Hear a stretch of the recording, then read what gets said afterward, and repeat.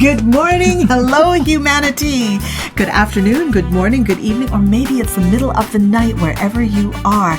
And we are broadcasting from Auroville Radio in beautiful, sunny Auroville in southern Tamil Nadu. We're in the middle of a monsoon, but there is light at the end of the tunnel. And with me today, I am so thrilled that I have Kripa here with me today.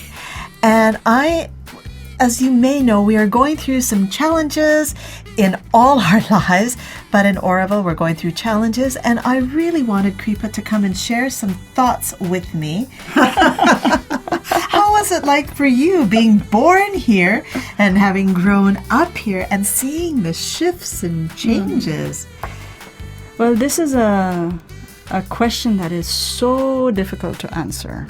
And it's impossible to answer for me, this question, because I've been asked over and over, how is it being born in Auroville? I said, well, this is my reality. This is what happened to me. This is where I was born. This is where I grew up. I can talk about my life. I don't know how it is to be born in Auroville for others, because everybody will have their own experience and their own life experience. And their own memories and their own interactions and so on. But, well, I can say I would not want to exchange my life with anybody else if I were given the option. I'm very happy with the fact that I was born here. I feel that it is very meaningful and it has given me guidance, purpose, direction, and it has given me a strength that carries me whichever circumstances I'm in and wherever I go. So when you speak about the guidance and the direction, could you be a little more specific or tell us perhaps one thing that may have happened to you that you're able to carry forward? Like that on the top of my mind now? No. I can't just give you one example because there are many examples. Or any example. Throughout. But I do feel that, again, the example that I gave, whether it is in birthing or in dying, it's the same thing in life. Whatever we do, and I think that's also the purpose of karma yoga, is whatever we do, we can be working and we can wake up every morning and have a life, and our life is so ordinary. Even in Auroville, we have an ordinary life. We are ordinary people, but then in these ordinary tasks and in these daily in what intention do you do them and how do you do them? Yes. And that can be, and I have seen people from other places on this planet also putting in that awareness and consciousness. I'm not saying that it's unique to us. Definitely not. And I don't think it. And I have seen it elsewhere also. But I think being aware and being conscious and being applied and being aware of the fact that we are part of the process. We are part of the change. We're part of the evolution, and we're what is quite unique to Auroville is that we are a bunch of individuals who've taken it upon them to do this, being conscious in our lives, to come together and to try and manifest this individual quest or wish or action also collectively. And this combination of this individual and collective is very, I find, unique to Auroville.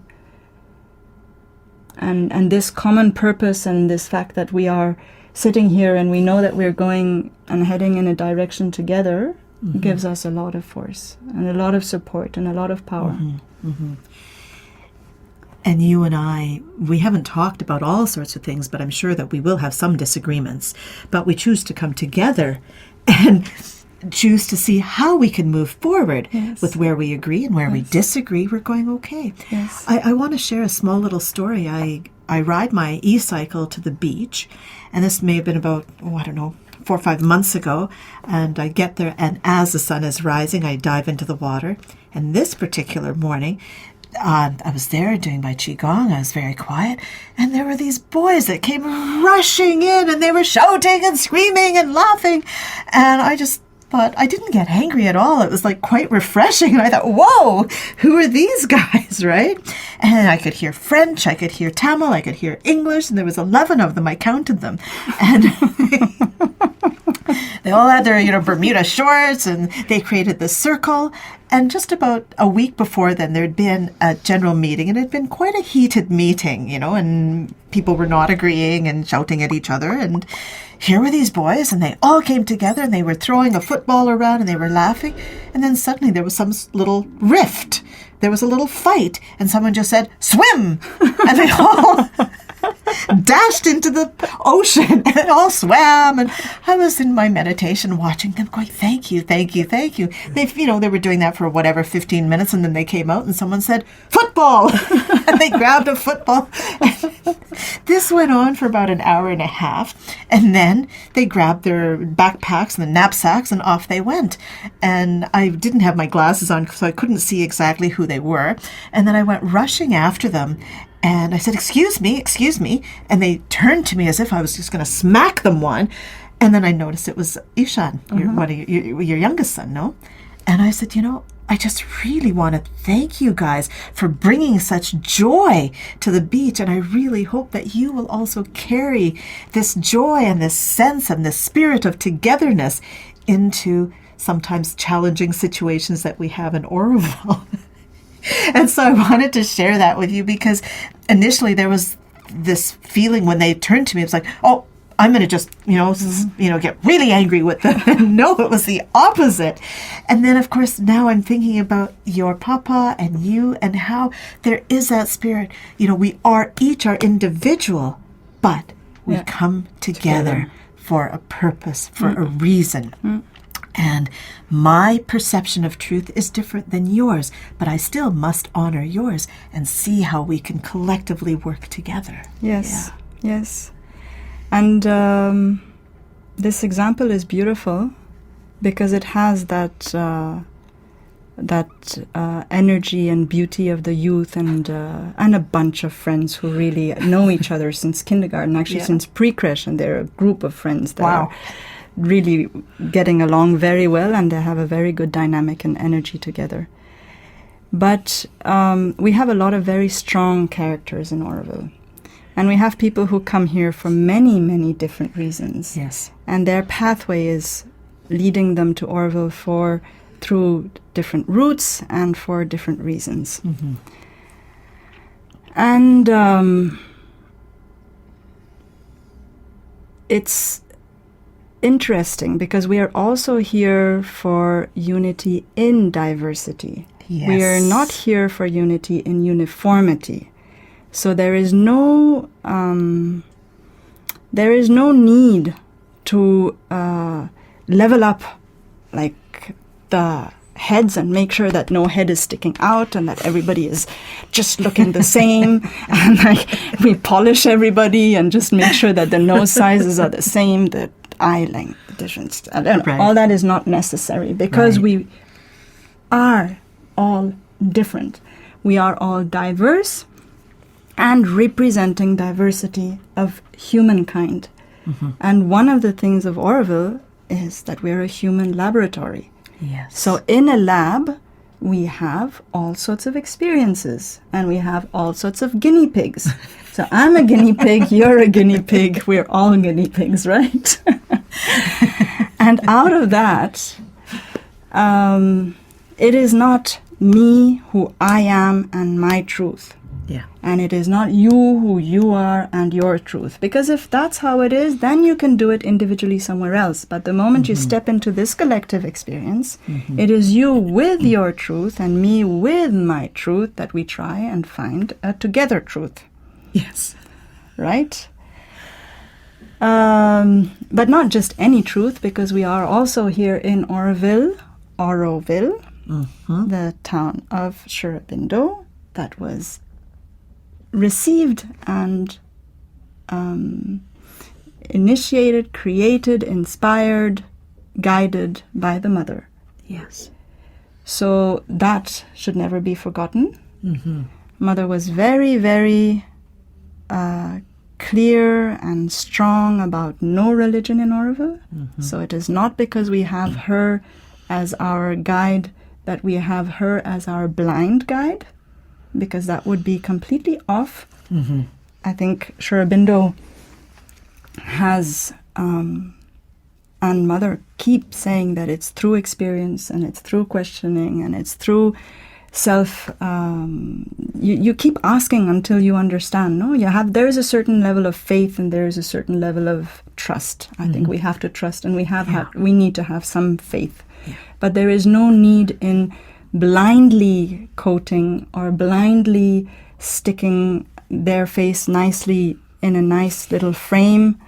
You put them there on the wall, you put some flowers, you put some incense, you do the puja every day, and then there is a complete distance in between them and us. Mm-hmm. Then they have done their way, they have done their path. We end up dogmatizing what they have said, what they have done, and we also distantiate ourselves from them by doing that. Mm-hmm. Mm-hmm. And I don't think that's it at all. They invited us to the great adventure. They invited us to walk with them. So they're pioneers, they're path openers, and then behind we walk. Mm-hmm. And we are also like clearing the path along with them. Literally. So there has been regularly, people need to relate to a guru, or they need to relate to a dogma, or they need to relate to philosophy, or they need to relate to a direction in different ways. So each individual have different needs. But I think we were very clearly invited not to be dogmatic and not to be religious. Mm-hmm. And Mother has spoken about it very often, regularly. And there is no space for that.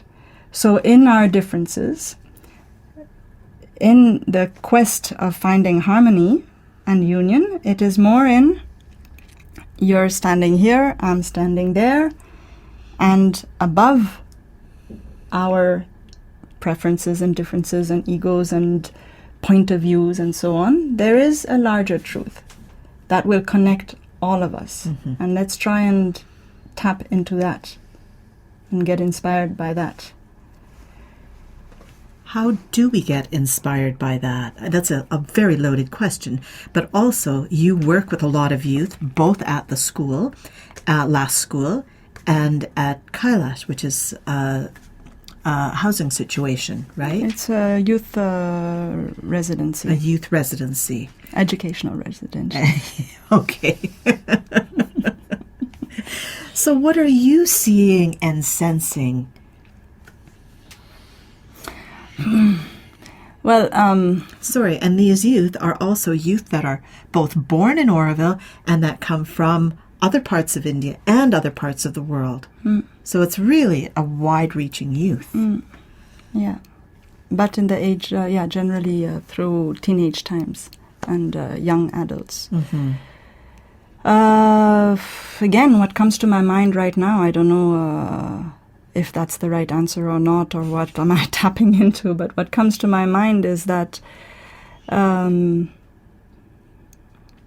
generally try as much as possible, and not always very well, not to react. Meaning that very often there is something that comes and there's an immediate reaction, which will be not necessarily from the right place or without taking into consideration different aspects of things. So I have, because I'm also a fiery person, eventually like immediate reactions or whatever, and with age I'm also trying to shut up for a while and just sit back and listen and try to see. And this is something with the youth and with kids and as a mom and as an individual also with the different experiences I've had in my life was to give things some resting time. Mm-hmm. And sometimes you don't know what you're going through. You don't know what's happening. And you just wait. Mm-hmm. And you'll understand. If you don't understand with your minds, things will come. And there's a moment where it'll be shown. Mm-hmm. And you have to, that's where for me I have complete act of faith and complete act of trust, is that I know that whatever happens, happens for a reason. And generally, if I don't understand, it'll be shown. So, I mean, this image came to me once, which is really not very, it's very, very practical. It's the different programs of the washing machine. You have clothes in your washing machine, and then you're there in the program. You can be standing there, and then the clothes are like being, like it's in the rinsing mode or in the spinning mode, and then it's spinning, and you're in that. Just imagine you're in that, and you're being spinned. You're being spinned, and at that moment, your head is like swirling. You don't know what's right, left, and center anymore. You're just completely taken in all directions. And then the power goes off. And then either the power goes off or the program. It comes to the next one. It's programmed. So you're going to go there into a moment which it's still. And then the next phase will come. So during that time, if you don't fight against it, but you just let it spin, the end of the spinning program will come. Yeah. So just how often this image has, I don't know why and when I got that image in my mind, but so how often sometimes I don't understand what's going on and I'm like, okay, just stay still. Don't move. It's okay. You don't understand? It's okay. Answers will come. It takes a while to get to that. I'm still working on that because I'm like you. I'm very fiery. I'm very reactive. And it's like, this morning Hamish said to me, "You're really angry." No, I'm not. I'm not angry at all. And we were able to have a discussion about it and go, oh, yes, I am angry here, but I'm not angry there. But yeah, it's to have that reflection and to know that it's okay as long as I don't dump it out on someone, and to recognize that. And with youth, it's very important to know that there's no failure, there are no mistakes. Yeah. You learn from your mistakes and you grow from them. So when you are growing from, how could any human being who is walking today on their two legs, would they ever have walked if they didn't fall? From sitting, from being on four legs, you stand up, you fall, and you raise again, and you stand up, and you walk, and you raise again, and you do it like that. So the whole life process is like that. And we shouldn't forget that about youth. That's a time where there's a lot of experimentation. There's a lot of learning. So when you're asking me, like, how do I approach or how do I accompany youth, is that kind of holding a space and yet giving space for the falling, for the learning, and then eventually having a hand there if somebody wants to hold it to stand up again. And as neutral as possible, That's very much like clown, right? Because in clown, you can never fail. It's an experiment. With clown, you're there, you experience, you interact. Maybe you're by yourself, maybe you have a temper tantrum, whatever. You are your individual. And we have the saying that when you feel like you failed, you go, ta-da! And you learn from that. And when there's a number of clowns together, we collaborate, we work together to raise each other up, just like those 11 boys on the beach, right? Or just like many of us as we're growing up. We support, we give that hand. And so, being around youth, and I think, sorry, I just did a non sequitur, but being around youth is like that. It's holding that space, then reaching down, And how do we take that now into the people who don't consider them youth anymore or children anymore, and you have to be grown up and we can't laugh and we can't have humor and we're very, very serious? Well, you need to have laughter. You need Absolutely. to have play to grow. Yeah. No, and not to forget that everybody has been a baby at once, has been a child once upon a time, has been a teenager once upon a time. Yeah. And we've all made mistakes, and we've all been stupid, and we are very stupid, and we are making a lot of mistakes, and we're not out of that. Yeah. And there is a moment where the mind and the, I don't know what kind of feeling of being so important takes over, and we forget that it's all a game, and come back to being a player, and come back to being a child, and come back to the playground, laughing about things, and taking a little bit of distance also. How do we laugh? This is a very heated topic right now, but how do we laugh when we see parts of our community, part of our collective, Mother called it a collective, not a community, are falling apart, where there's violence, where there's different perceived truths? Yeah. Well, there are bottom lines also. Yes. And there are things that are just not possible, whatever it is. And in what is happening right now in Auroville, we can see that there is a perceived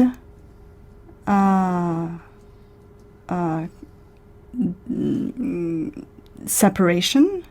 There is a perceived tearing of the community in between the pro-cities and the pro-forests. And this is a long-going thing, it's since years, like foresters and city planners, foresters and planners.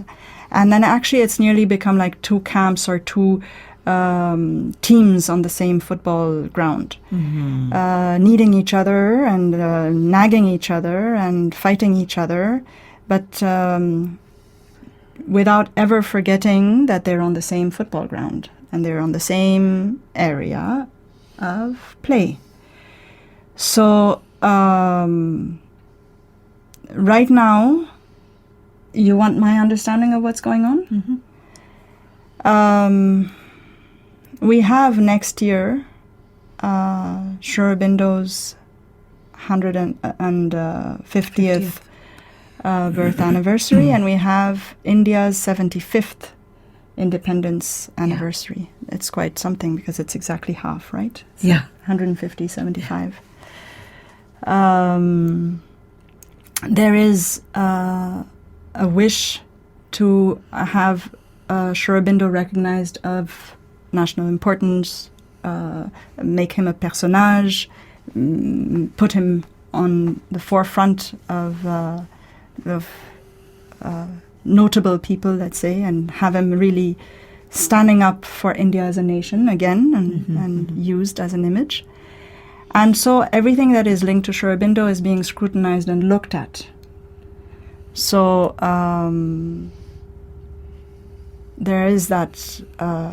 Auroville has not been the central government's interest at all over the last few years, because there was no secretary, there was no governing board, there was no IAC, nobody was nominated, and we were just going on. And then there was the pandemic, and then Auroville just managed the way it managed, and then I think this pandemic really affected the whole planet and a lot of places and a lot of governments and a lot of institutions, and Auroville too, and humanity and humans and individuals immensely.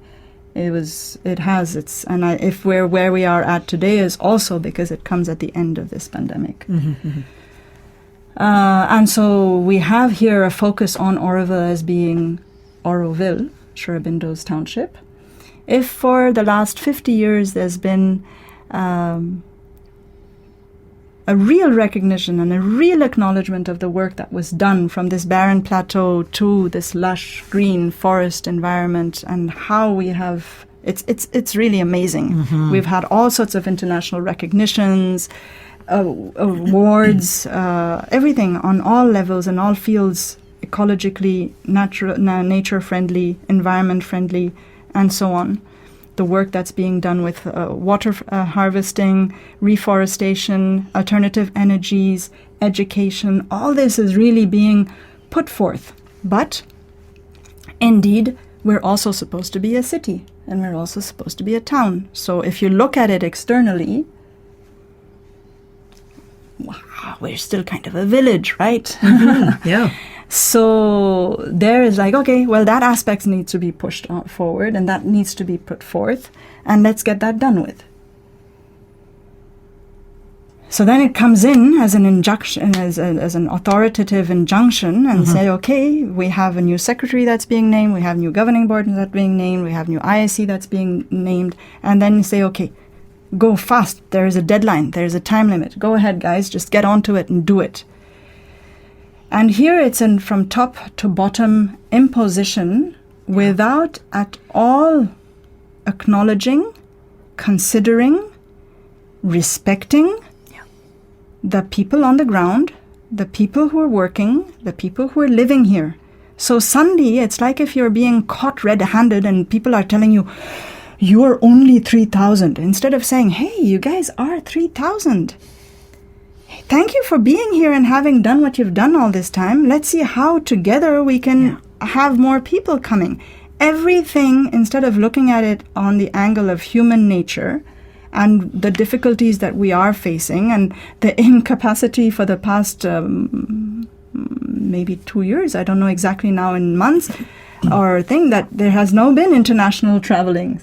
Yeah. There is no flights. There are not any possibility for people to go from one country to the other, apart for air bubbles and on special circumstances and so on and so forth. And this only since a year. So then we're saying, oh, you guys are not this, you guys are not that, you're not inclusive enough, you're not taking in people. Excuse me, economically, it hasn't really been so great. I don't want to go into details. Nevertheless, it is very disrespectful to look at it that way, and I would say short-sighted. Yeah. Then from there, you have a disrespect for the structure of the Auroville Foundation. Because the way the Auroville Foundation Act was written gives a full-fledged structure for Auroville's functioning. And Auroville's functioning is based on 3 legs. One is the governing board, one is the IAC, and the other one is the RA. So, governing board is 7 members, Indian people, just with one that can be a foreigner with a long-term association with Auroville. So these people are supposed to be the link in between different institutions of India and Auroville, how they can help Auroville and how they can have a view on Auroville's development, and whether it's on the law, whether it's on the environment, whether it's linked with the government, central government, this or that, how they can help the structure of Auroville. Then we have the IAC, International Advisory Council. Yeah. These are supposed to be members that are internationally renowned for their works and actions, working for human unity and betterment of the planet throughout this planet Earth. Okay? So then you have people that are supposed to look here with their charter is the Charter of Auroville. The IAC, International Advisory Council, are supposed to look and make sure they're the warrant that Auroville develops according to the Charter of Auroville. They're supposed to mediate and bring in that international aspect. The way the governing board helps us on an Indian level, they are supposed to help us on an international level. Know about an award or a grant or a contact here or a communication there, and how to make Auroville link with on an international level and with people all over the world. And then we have the Residents' Assembly of Auroville. So the Residents' Assembly of Auroville is constituted of every Aurovillian Actually, no, because the Aurovillian is a term that we use, but it's not in the Auroville Foundation Act. With every resident of Auroville who is entered into the Register of Residence. Yes. And the Register of Residence is a legal document that's kept at the foundation office, that after having finished an internal process with the entry service, you have a process to enter your name officially, legally, into that register. And each and every, so you have to be above 18, and each and every person who is in the Register of Residence is part of the Residence Assembly of Auroville. And that means that every resident of Auroville, recognized as such, have a say in the functioning of Auroville. So even... And just to finish, sorry, Yeah. but obviously that's not practically possible. And so there is a group of people who are called the Working Committee. There are 7 residents of the Residence Assembly of Auroville who are nominated to represent the Residence Assembly of Auroville. And they're supposed to make the link with the secretary of the governing board and the IAC, who is for 4 years in Auroville itself, who is working at the foundation office. So they're the link in between the Residence Assembly and the outside authorities, and the link with the secretary, governing board, IAC, GOI, central government, and so on.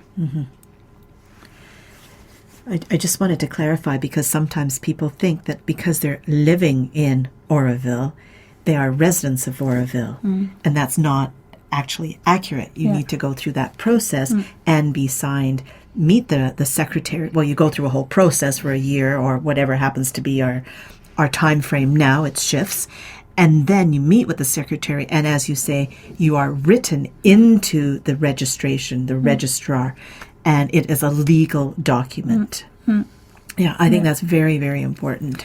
And Auroville has become like nearly, maybe, I don't know, it's not the right term, but a district or an area. We even have the Auroville police station. It's not the Auroville police station. It's because Auroville is that area. We have the Auroville main road. If you take a bus and you get off at the Auroville main road, a whole part of people will say, I have a shop in Auroville, or I have a guest house in Auroville.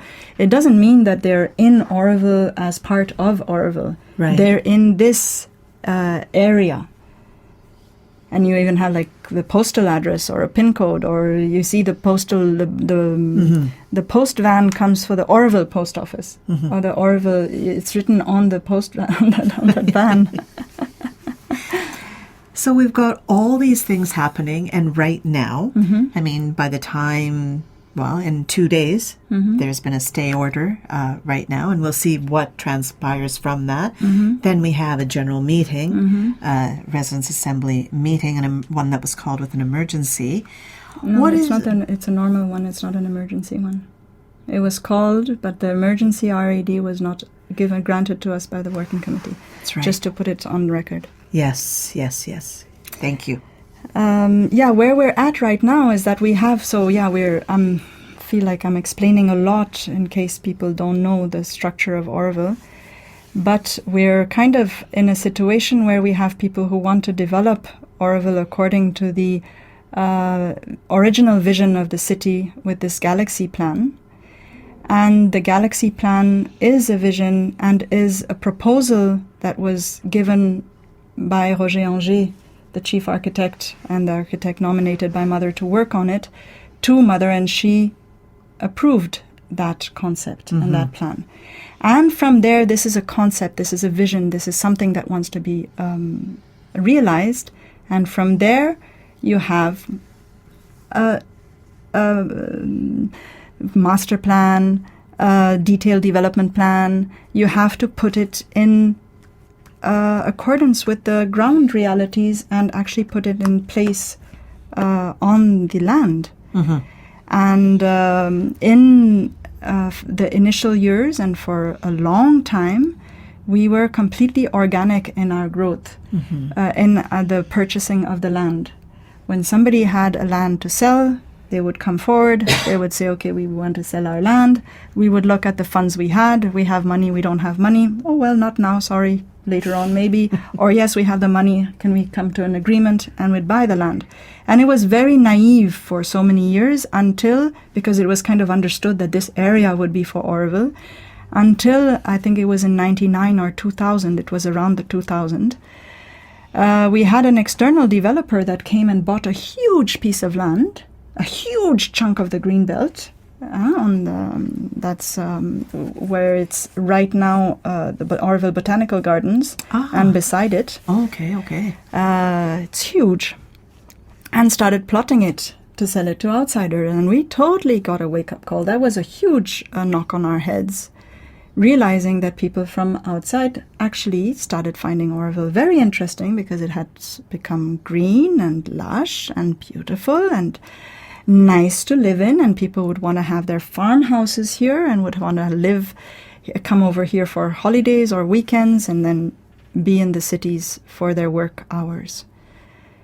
And that the land value started raising because you had more and more outside parties buying land. And at that moment, there was, we kind of freaked out and said, we need help, we need to look at it. And they said, yeah, but who says that this area is for Auroville? You say it, and it's understood, but where is this said? So there was a need to create a document to say this area, from here to here, this area is supposed to be for the development of Auroville, and that the land within this area should go along certain criterias and develop according to these zones. And if we wanted to have a manifestation at some point of the city, we have to know that we can deal within ourselves to a certain extent, but if we have outside private owners that come in, it becomes more and more complicated. And so this master plan was created in great haste, and it was supposed to be, so that was gazetted and that was accepted, and this master plan is a master plan that is supposed to be reviewed every 15 years, and it's supposed to be implemented with detailed development plans, DDPs, intermediary, practical, detailed development plans that are to be seen according to the ground realities. So you have on the ground, you will have trees, you will have places that have developed, you will have houses, you will have water encatchment bodies, you have a whole geological reality that needs to be taken into account. And this is was planned to be reviewed every so and so. And this, the next review is supposed to be in 2025, I think, if I'm not mistaken. And it's coming up pretty soon. And there is another point I want to say is that we've had many groups. We've had the L'Avenir d'Auroville, we've had the development group, we've had the TDC, now we have the Town Development Council, now we have the ATDC, that means Auroville Town Development Council, and each time in between we've had people who have sat on these groups and looked at the development of Auroville and worked on partnerships with different architects, town planners and all that, and they've come up with all sorts of proposals and looked at this and that. There's been a lot of people putting in a lot of effort, thoughts and heart, and trying to see how to combine everything. But the plans have also been like the angle of this. Now we're facing this blockage because we're supposed to be on this perfect circle, exactly where it's planned as of now. But this perfect circle as of now is said to be like this today, but from these official groups was different in other times. And we have had infrastructure that was built and planned from the central office of the planning office in different places and in different areas. So when we're looking, and I have, because there is a well from Sharanga that was given to the residential zone water tank, and the infrastructure to go from that well that's close to my house to the main residential zone water tank, that was put along to the markings of where the roads were supposed to be then, according to that plan. And they were like developing the infrastructure of the city accordingly. which is not the same as what it is today. And there was a plan that was given to the people of Darkali. They planted accordingly.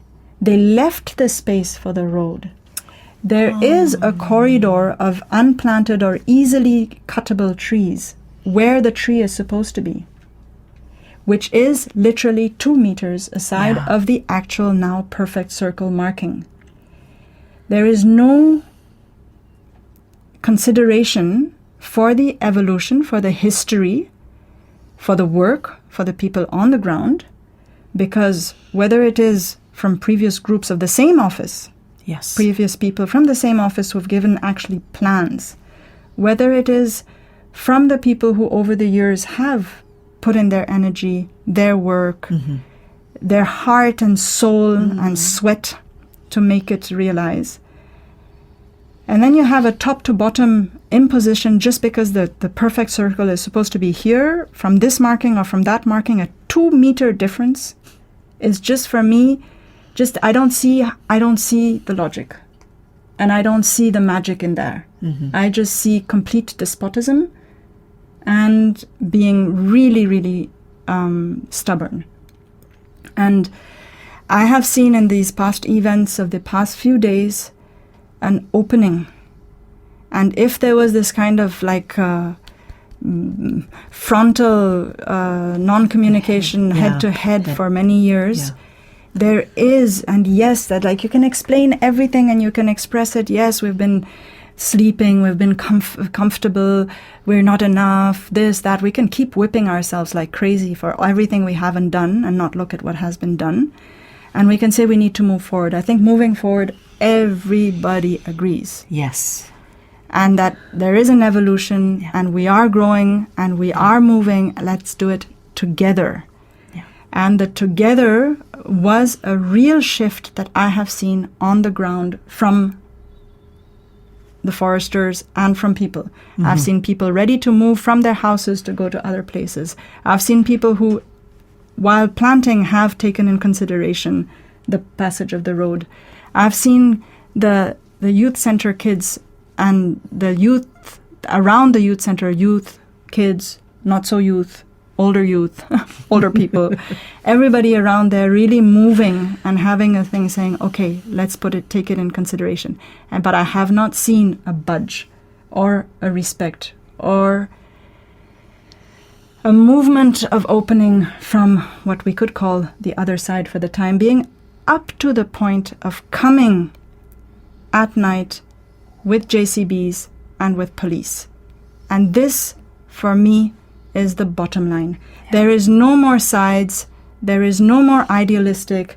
And you can say, damn it, we went too far. Sorry about that. Wow, we got carried away. Let's hold hands, or let's just sit and let's look how we can move forward. But I don't hear still today a thing where they say, that was not okay. That was not okay. Yeah. Let's fight for our dreams. Let's fight for our truth. Let's fight for that. But that, no. They're justifying that. And they are saying that it's been blown out of proportion. That is, for me, the bottom line. You cannot justify violence. Yeah. You cannot justify. When you hear these JCBs tearing down the trees, tearing down the branches, it's horribly violent, corely violent. But now if you don't want to be emotional about things and you want to be economical about it, what can you do about a tree that's been torn? You can't even resell it. You can't even reuse the wood. Do we have so much resources that we can allow ourselves to just like... I'm finding it difficult to find words because it just does not go into anything I can explain. Yeah. So that I don't understand. And I don't understand also how people who are on the working committee of Auroville, who are representatives of the residents' assembly of Auroville, how they're not there to bridge and to say, yes, we're standing for the city, we're standing for the road, we're standing for that. But not this way. And you guys, all of you, wake up because it's happening, whether you like it or not. So let's make it happen together. Mm-hmm. And those of you who are not accepting it, well, sorry, but they can't say sorry and then come in with the machine guns. That's not okay. Yeah. So in that sense, I'm saying there's a bottom line that's been drawn. Yeah. And there can be all sorts of justifications that's not okay.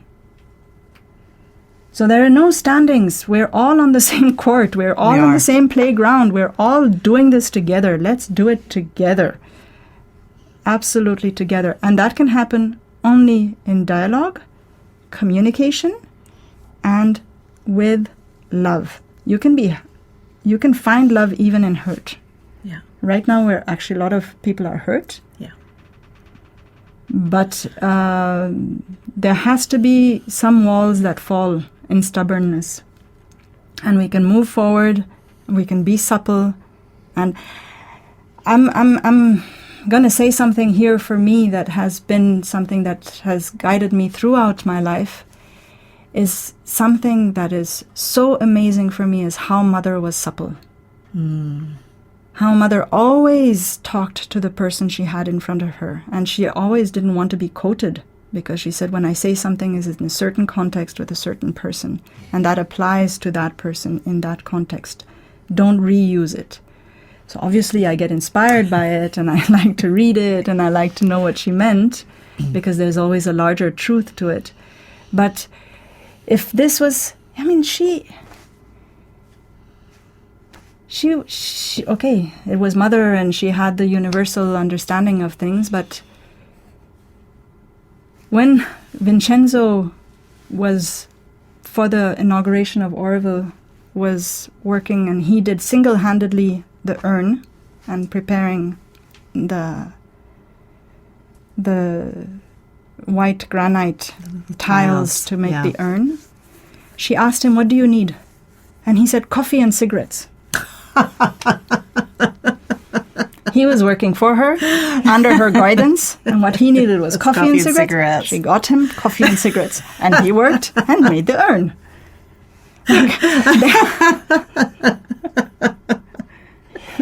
You gotta love that.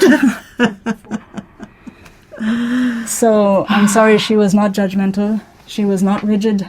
She was not dogmatic. She was all loving and all understanding, and definitely not for this kind of violence.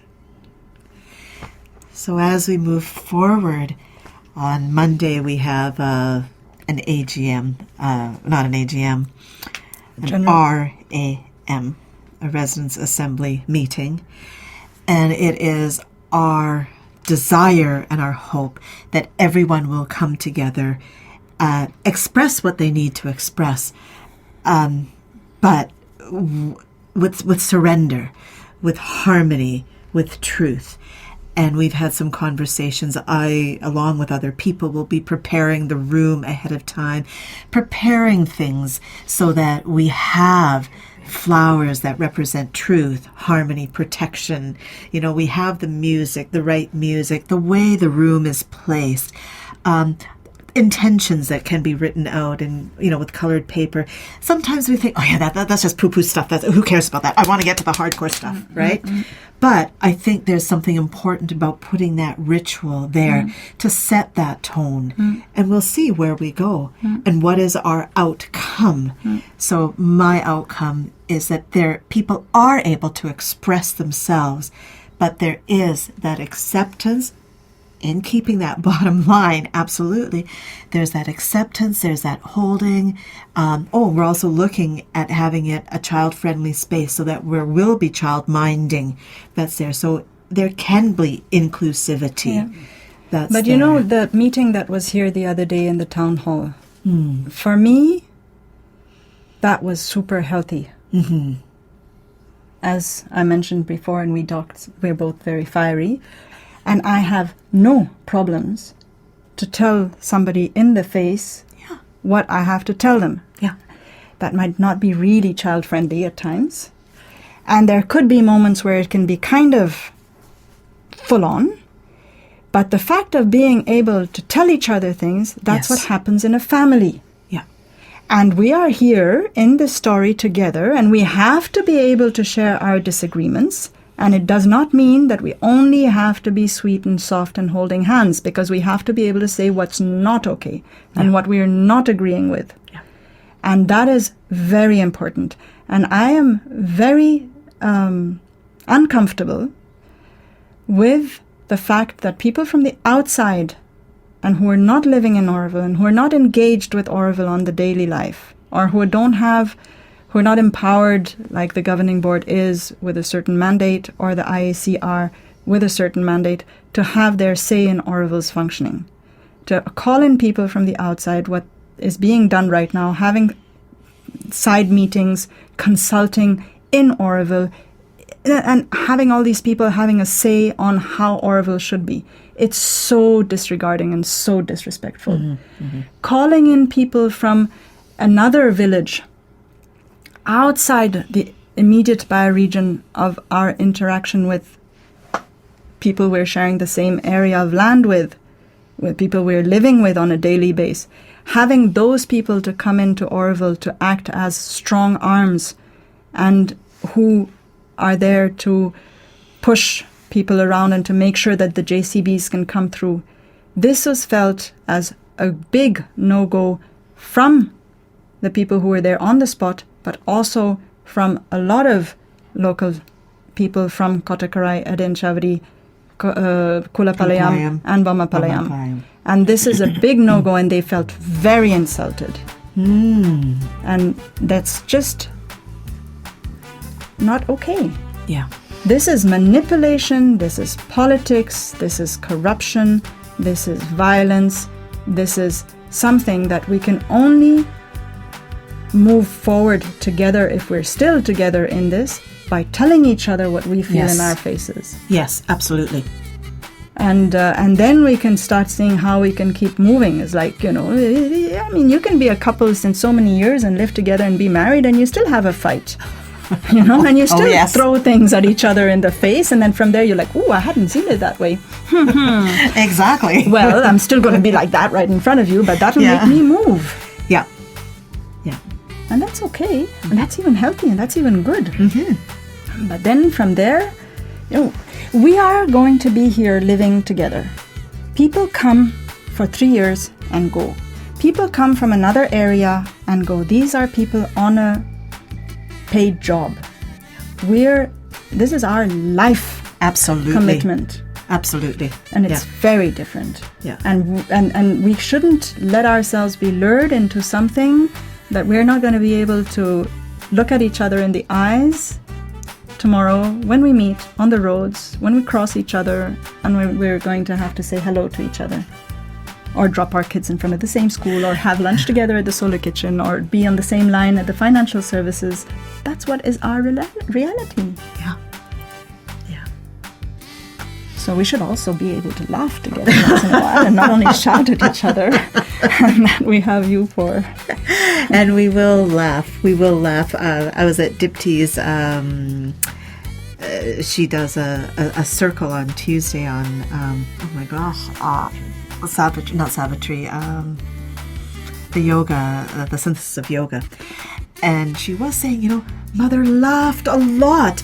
And she said, whenever I find difficulties, I laugh. And I'm not, I'm paraphrasing very badly. But she says, when I laugh, the difficulties just melt away. Yeah. And so, who knows? We have to find some laughter within all of this. As painful as it is, I mean, even when we go to a funeral, having just buried your father, cremated your father, there's within that, there is that circle of tears, there's that circle of anger, that fear, and there is laughter. Yes. And that laughter releases. Yes. So I just is there any last words that you want to say? Yes, because often we say, the good old days, the pioneer times, the older ones. And when I think back, what I would say about the good old days is a lot of memories of people laughing. There was a lot of laughter. Seriously. Yeah. I mean, again, like something that's recurrent in my memories is just like a bunch of unruly people who were laughing and working, but laughing a lot. And on that note, we usually end the show with laughter. Okay. And we laugh from our heart.